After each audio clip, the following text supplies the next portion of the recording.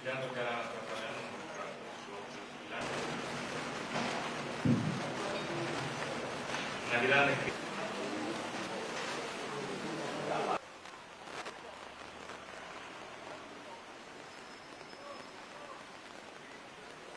Kami tetap mengajukan pra-peradilan yang kelima dan itu nanti akan mulai disidangkan pada tanggal 31 Agustus tahun 2026 minggu depan.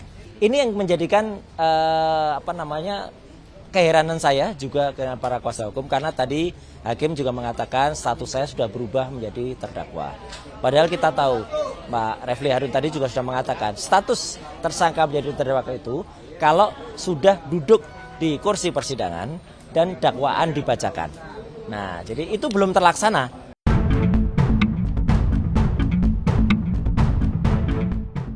Lebih dari 80 rumah adat hangus dilalap api hingga nyaris rata dengan tanah usai kebakaran besar di Kampung Adat Sade, Desa Rambitan, Lombok Tengah. Di tengah puing, sejumlah warga mengais barang perabotan serta benda berharga yang masih bisa diselamatkan. Kebakaran ini berdampak pada ratusan kepala keluarga. Terpaksa mereka mengungsi ke rumah sanak keluarga. Dan 300 lebih pelaku wisata di kampung adat ini harus kehilangan mata pencahariannya. Sementara itu, posko darurat juga sudah dibangun untuk membantu logistik, kesehatan, dan juga pembuatan dapur umum. Petugas juga masih melakukan pendataan untuk memastikan jumlah pasti korban terdampak. Pak, korban jiwa nggak ada ya? Alhamdulillah nggak ada. Berarti ini semua yang ratusan rumah di sini hangus semua? Hangus semua. Nggak ada yang tersisa. Termasuk barang-barang? Barang-barang nggak ada yang tersisa. Kain-kain juga? Kain-kain itu habis semua. Nggak ada yang terselamatkan? Nggak ada. Jumlah rumah di sini berapa? 150 kan. berapa kakaknya? 700 orang. 700 orang. Kebakaran besar melanda Desa Adat Sade, Lombok Tengah Sabtu malam lalu. Menurut warga, api pertama kali terlihat dari tengah-tengah permukiman, lalu dengan cepat merambat ke rumah lainnya. Sementara penyebab kebakaran masih belum dipastikan, namun diduga karena ada arus pendek listrik. Dari Lombok Tengah, Nusa Tenggara Barat, Emma Widiawati, iNews melaporkan.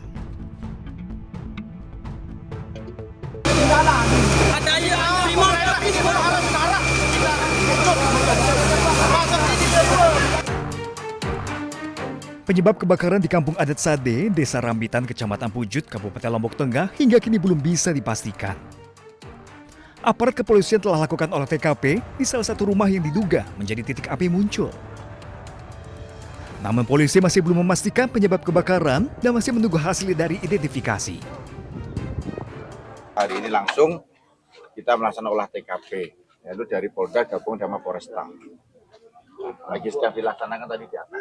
Akan kita polisikan di atas. Sudah ada hasil gitu? Untuk sementara belum ada. Kita menunggu. Dan juga kami juga minta permohonan bantuan dari lapor dari Bali. Nanti sudah kita minta ke Bali nanti untuk Untuk mempercepat hasil identifikasi, Polda NTB berkoordinasi dengan tim kepolisian dari Bali untuk memastikan penyebab pasti kebakaran terjadi di Dusun Sade ini. Dari Lombok Tengah, Emma Widiawati, iNews melaporkan. Video.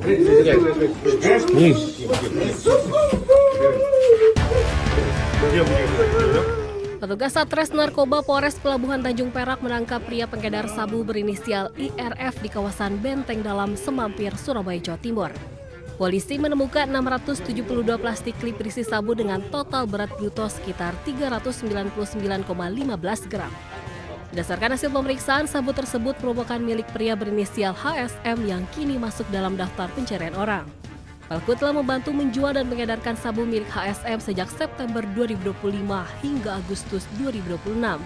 Dari peredaran sabu yang dilakukannya selama hampir 11 bulan, pelaku mendapat uang sekitar 400 juta rupiah. Pelaku menjual sabu dalam beberapa ukuran dengan harga mulai Rp100.000 hingga Rp400.000. Pelaku mengaku terlibat dalam peredaran sabu karena butuh uang untuk memenuhi kebutuhan hidup sehari-hari. Sistem kerja tersangka IRF dalam menjual, mengedarkan narkotik jenis sabu yang disuruh oleh saudara HSM, panggilan DPO tersebut, mulai dari 07.00 sampai dengan 23.00 WIB. tersangka IRF mendapatkan upah sebesar Rp150.000 dari saudara SM sebagai upahnya untuk per klip. Atas perbuatannya pelaku terancam hukuman 20 tahun penjara. Dari Surabaya, Jawa Timur, Sony Hermawan, iNews melaporkan.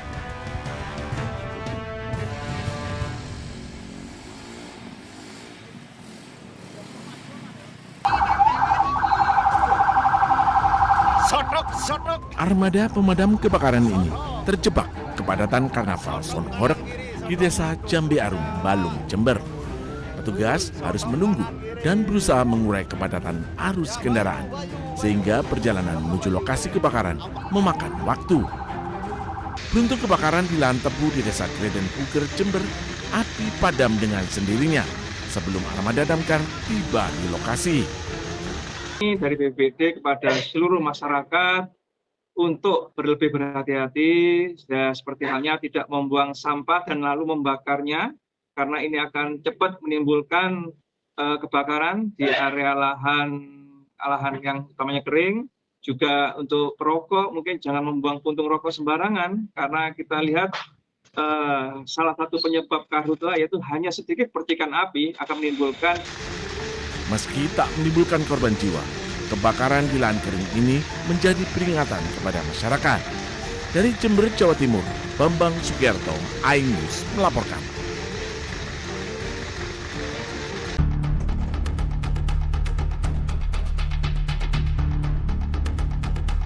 Serangan mematikan menghantam kamp pengungsi di Gaza Tengah.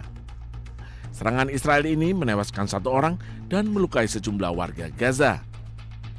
Tim pertahanan sipil berjuang memadamkan api di lokasi, sementara warga memeriksa puing-puing kamp pengungsi.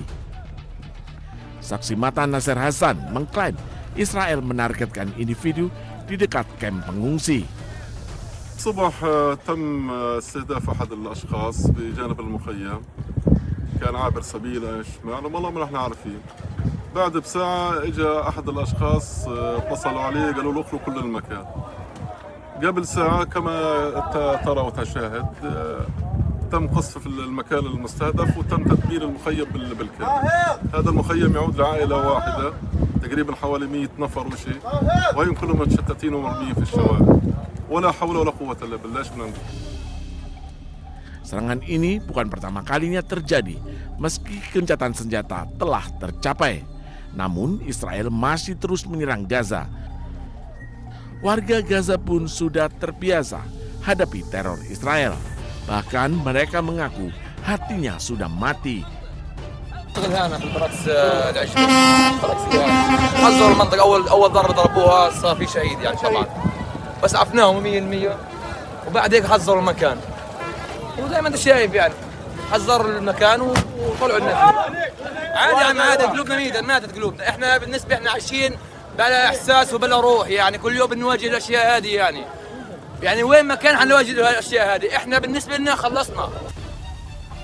Media Palestina melaporkan bahwa serangan Israel di Azawaida dan Camp Nusairat di dekatnya menewaskan seorang anak dan melukai 7 lainnya.